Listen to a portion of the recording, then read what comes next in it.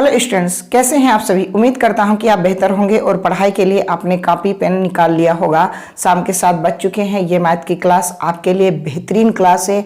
आज से मैं हर सवाल के लगभग 2 मेथड बताने वाला हूं, तो अगर आप आखिरी तक बने रहेंगे तो आप कुछ बेहतर सीख कर जाएंगे।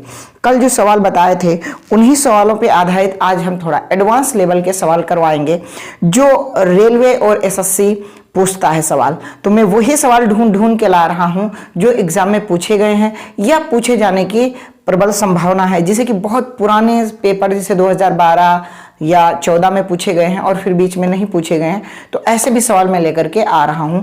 तो आप बिल्कुल डेली शाम 7 बजे जुड़ा करें। अपने दोस्तों को क्लास को शेयर कर देना। आप नए हो चैनल पर तो आप सब्सक्राइब कर लेना और लाइक कर देना। और क्लास को शुरू करने से पहले आप कॉपी पेन जरूर रख लेना। आप सवालों को नोट डाउन करिएगा, ठीक है। मैं आपके तरफ बढ़ने का प्रयास करूंगा और आप अगर हमारा साथ देंगे तो हम बहुत ही जल्द डिजिटल बोर्ड लगाने की सोच रहा हूं। लेकिन ये स्टूडेंट्स तभी संभव है जब आप हमारा साथ देंगे। सवाल मैं पढ़ रहा हूं, आप देखिएगा स्क्रीन पर दिखा होगा कि x मेजों का विक्रय मूल्य 30 मेजों के क्रय मूल्य के बराबर है। यदि हानि 40% हो तो x का मान बताइए। यानी कि ये कह रहा है कि x वस्तुओं का जो विक्रय मूल्य है, यही तो कह रहा है कि x वस्तुओं का विक्रय मूल्य वो किसके बराबर है, 30 मेजों के क्रय मूल्य के। 30 मेजों के क्रय मूल्य के, ठीक है। ठीक है सर जी, तो हम ये लिख लें कि SP अपान CP बराबर, ये तो 30 यहीं रहेगा, ये भाग गुणे की संख्या भाग में आ गई, ठीक है। लेकिन कह ये रहा है कि यहां भाई साहब हमें लॉस हो रहा है 40% का, ठीक है। तो सर सीपी कितना होता, क्रय मूल्य कितना होता। हमने कहा भाई साहब चाहे जिस स्टेज में आप खड़े हों आपका क्या होगा, 100% ही क्रय मूल्य होगा, ठीक है। तो सर अगर 40 का आप घाटा खा रहे हो तो आप बेच कितने का रहे हो। हमने कहा भाई साहब हम 60% पर बेच रहे हैं। हमने कहा सर आप अगर इसका भी रेशियो निकाल लो। हमने कहा हाँ, रेशियो निकालना चाहते तो काट लो। तो 20 पंचे 100 और 20 तिहाई 60, ठीक है। ये विक्रय मूल्य है और ये क्रय मूल्य है। तो ये जो संख्या लिखी है ये विक्रय मूल्य के बराबर है। तो विक्रय मूल्य के बराबर कितना है, 3 रेशियो।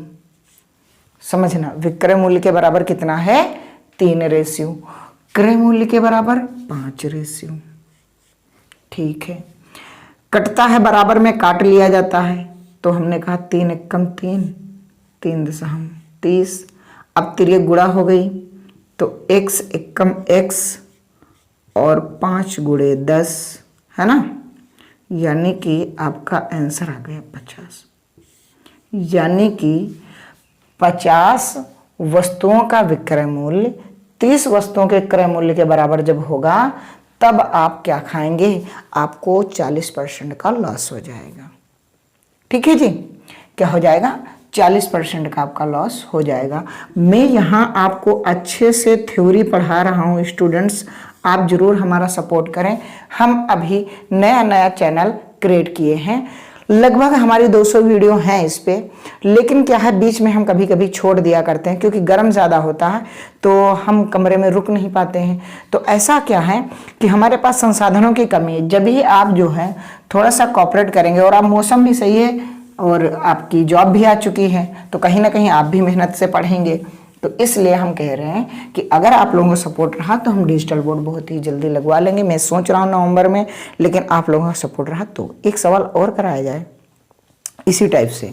अगर हो उम्मीद तो मैं करा दूं, ठीक है। सवाल देखो, मैंने कहा x किताबों का क्रय मूल्य 10 किताबों के विक्रय मूल्य के बराबर है। मैंने कहा x किताबों का क्रय मूल्य 10 किताबों के विक्रय मूल्य के बराबर है, ठीक है।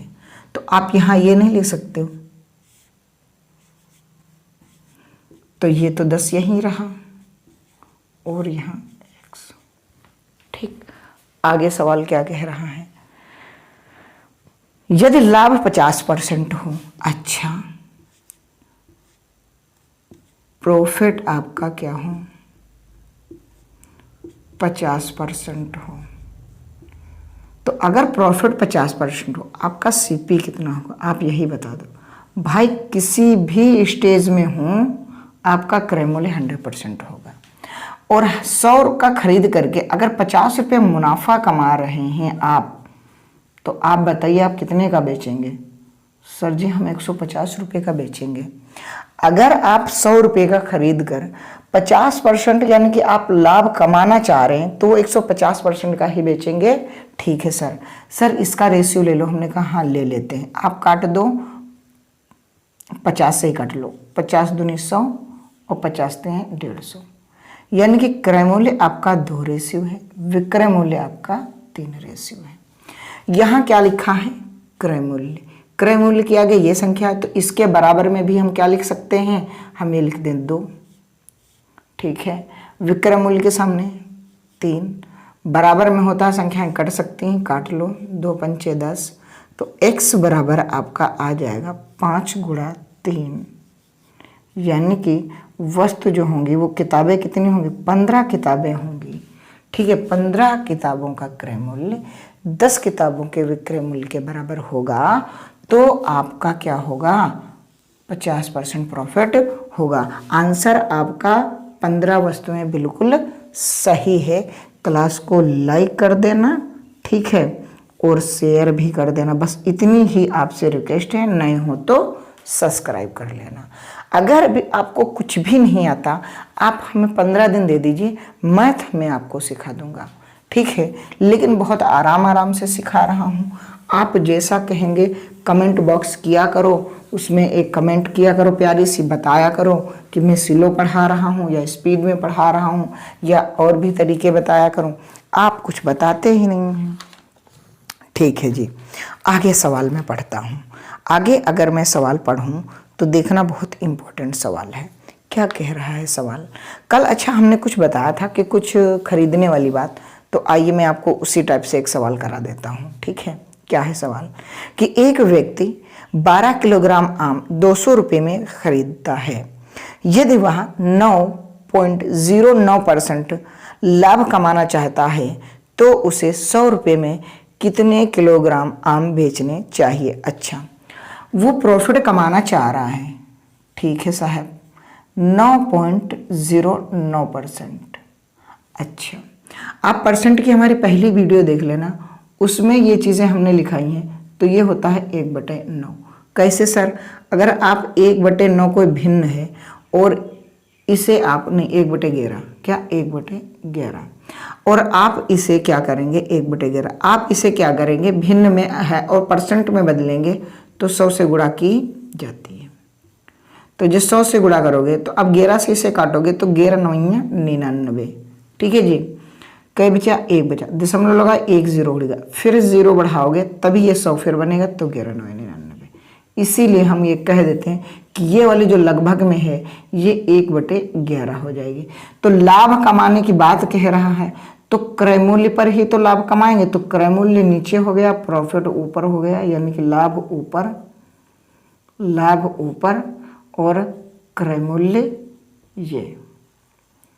ठीक, इतनी बात समझ में आ चुकी है। ठीक है, अब सवाल देखिएगा।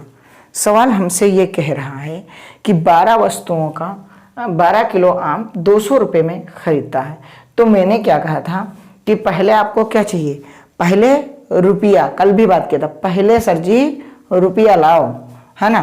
तो भैया पहले 200 रुपये आप लिख लो, बटे में क्या लिखोगे? कितने किलोग्राम है? 12 किलोग्राम। ये खरीद रहे हैं, तो खरीद रहे हैं तो कितना क्रय मूल्य है? 11। तो यहाँ पास आप लिख लो 11। ठीक, ये आपका सीपी हो गया। ठीक, एसपी क्या है?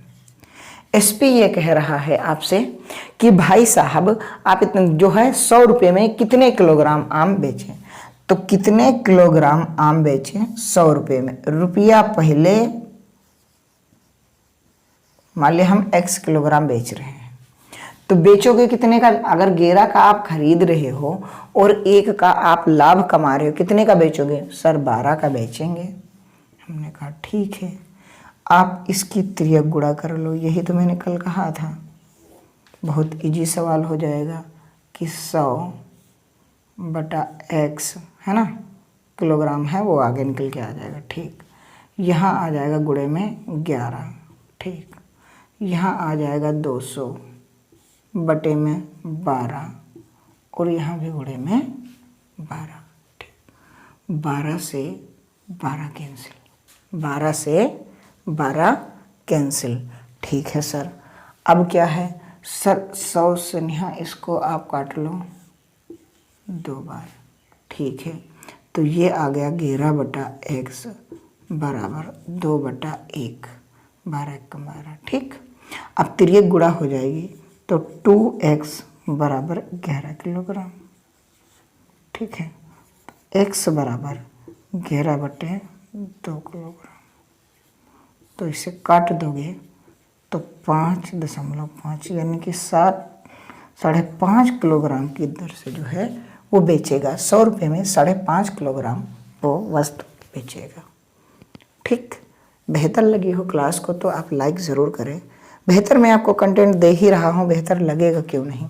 इस टाइप का एक और मेरे साथ सवाल है, मैं उसमें रुपये निकालना आपको सिखा देता हूँ। क्या निकालना? रुपये निकालना। ठीक है, आए।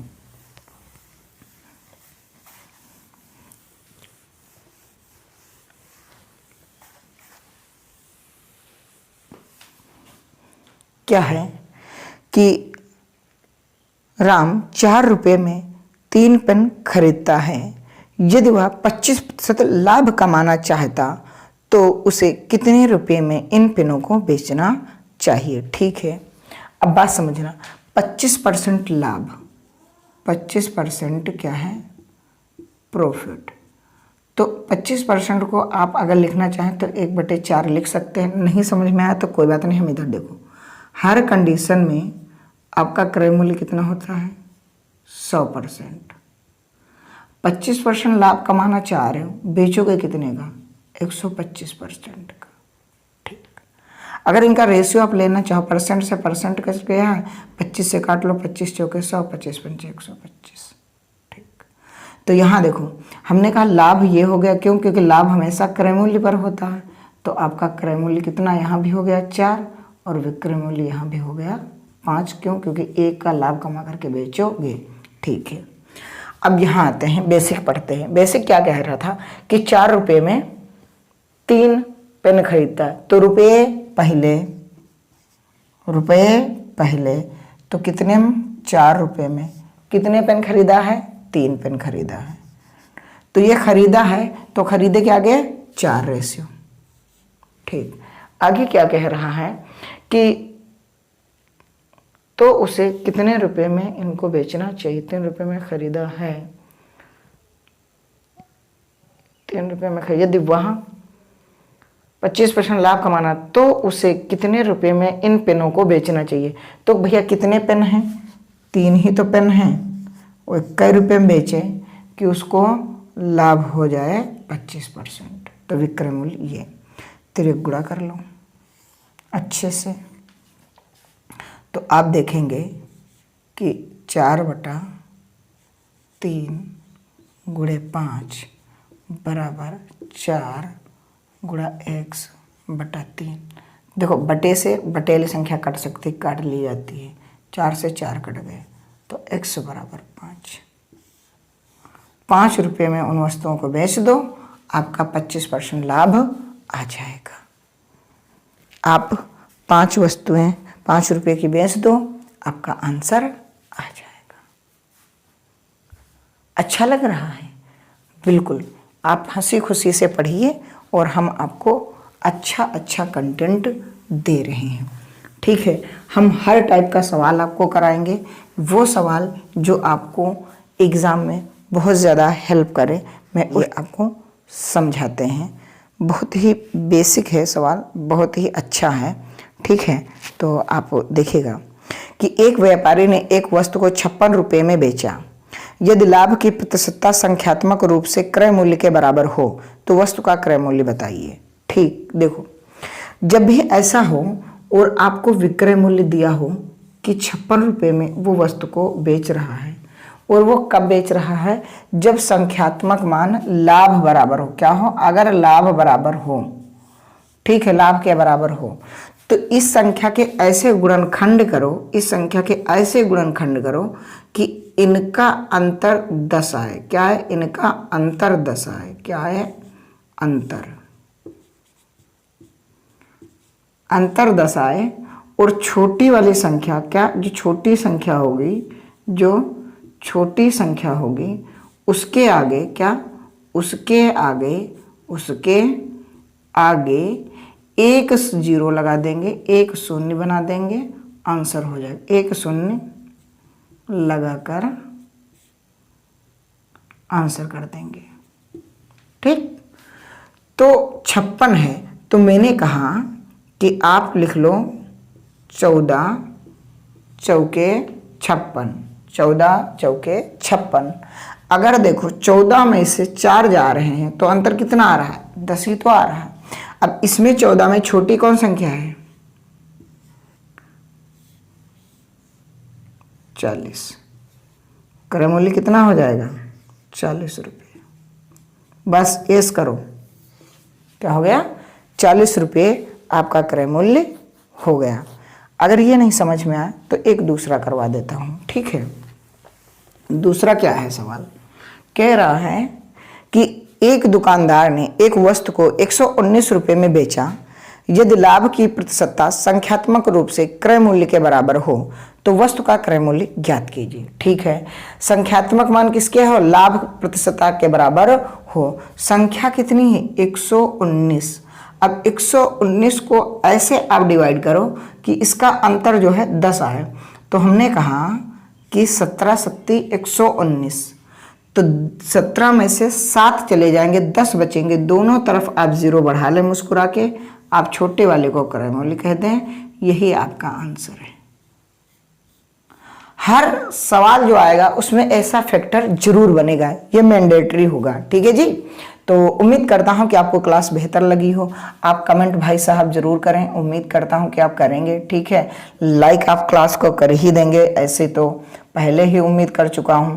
शेयर आप अपने दोस्तों की हेल्प के लिए ज़रूर कर सकते हैं, ताकि हम 1000 सब्सक्राइबर बहुत जल्दी कंप्लीट करें और आपके सबके लिए एक डिजिटल बोर्ड की व्यवस्था की जाए, ताकि आपको PDF से पढ़ाया जाए और आपको PDF भी प्रोवाइड कराई जाए। तो स्टूडेंट्स ज़रूर सपोर्ट करें। नया हूँ, कंटेंट में दम रखता हूँ, नया हूँ, कंटेंट में दम रखता हूँ। माना कि बहुत से टीचर हमारे अभी अपनी मुकाम से ऊपर भी मुकाम हासिल कर चुके हैं, लेकिन उन्होंने भी कभी शुरुआत तो 0 से ही की होगी ना। तो जैसे उन सर का आप सपोर्ट करते हैं वैसा आप मेरा भी करें, ठीक है, ताकि हम भी कुछ आपको अच्छा सा कंटेंट डिलीवर कर सकें।